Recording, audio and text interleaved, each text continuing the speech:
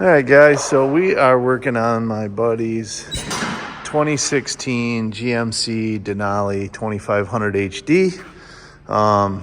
This is going to get a rough country 3.5-inch suspension lift. So on the HD trucks, these are a torsion bar style suspension in the front.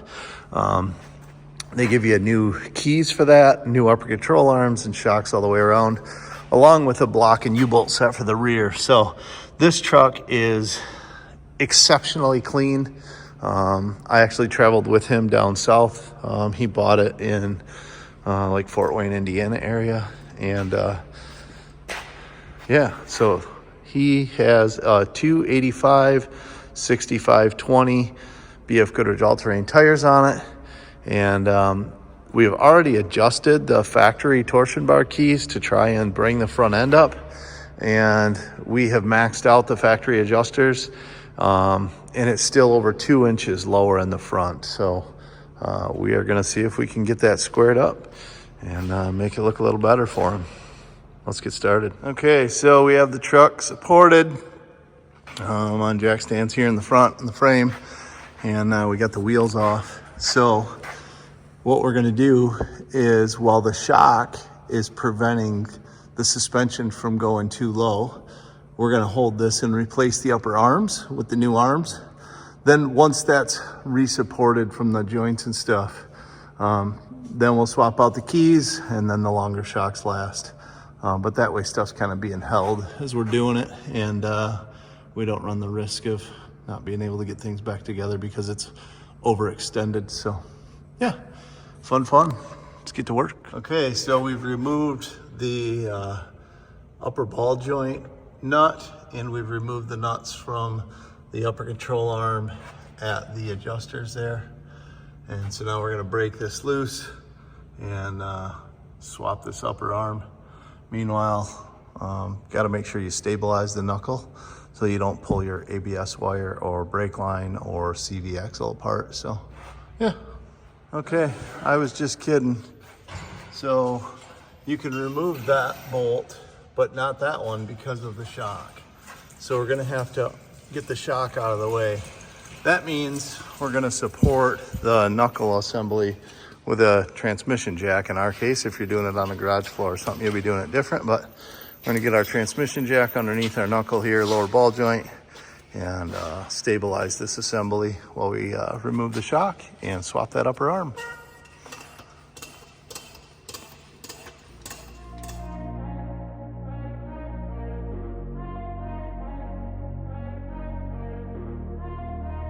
All right, so it's kind of a hodgepodge. The hardware on these were 15/16. Up here we were, was that 13/16? This is 21 millimeter. Kind of a hodgepodge of fasteners, but yeah. Anyway, we're getting there. That out of the way. Now we can get that bolt out, swap that arm. So the only pitfall I see is the rough country arm does not have a greasable upper ball joint where the factory one did, which seems odd. But yeah, other than that, looks like it'll work. So the upper control arm goes into place. We have made sure to leave the factory locking tab and washer in place. So we have not moved the upper control arm from its factory setting. So we're gonna make sure, they get it aligned properly. And they'll pop out this locking piece, the plastic. And then by adjusting this swing of this is how they adjust the caster and camber setting on your truck. So we're gonna make sure those are locked back into their factory position and let them alignment shop professionals dial that in. So for now, we got the hardware kind of loose. We're gonna get the shock in place and then get the other side done. Then we'll play with the keys. So make sure that you have your nut all the way down to just finger tight before you smack the side of your knuckle. So usually you smack the side of your knuckle right here with a hammer. that dislodges the ball joint from its tapered seat. I wasn't thinking, and I hit that before I knew the nut was all the way off. And so then we had to utilize a 6mm Allen wrench in the bottom of the ball joint there to so that we could hold it while we got the nut the rest of the way out. So anyway, just a little tip. Now we'll get this arm swapped out with the other one and put her back together.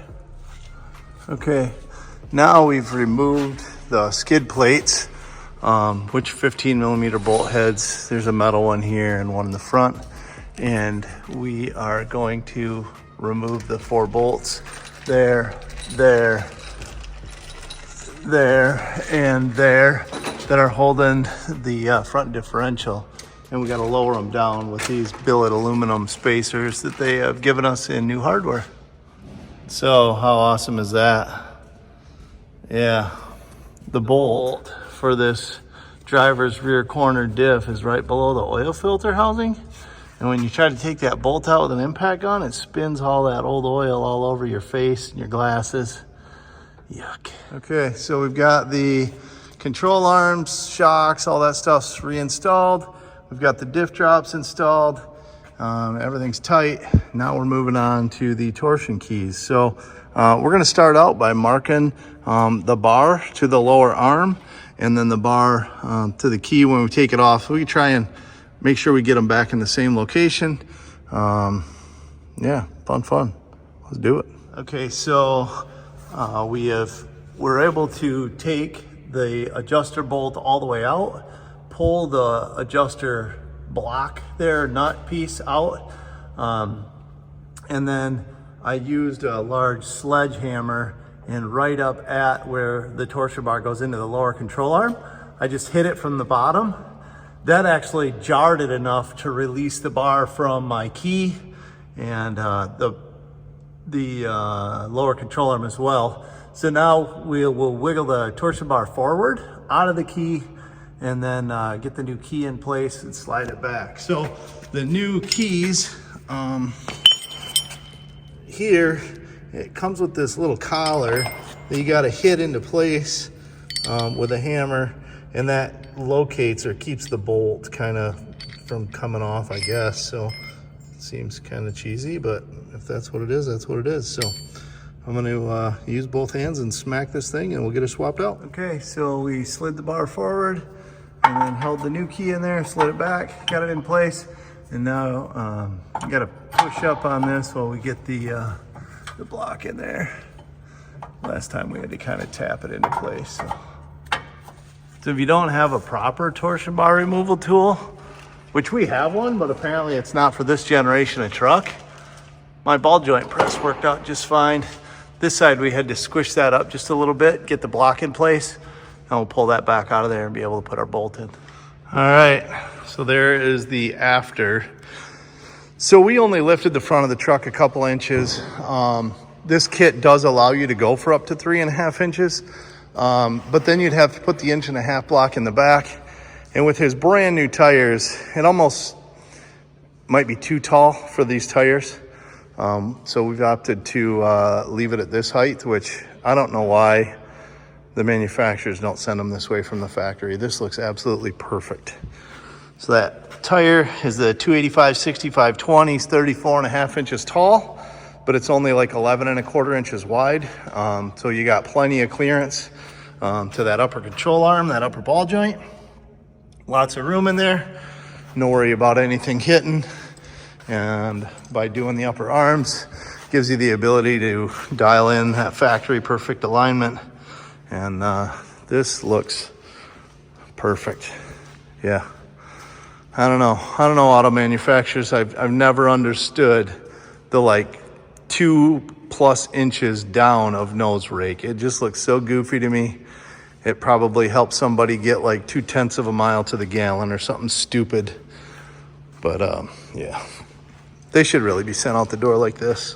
So much better.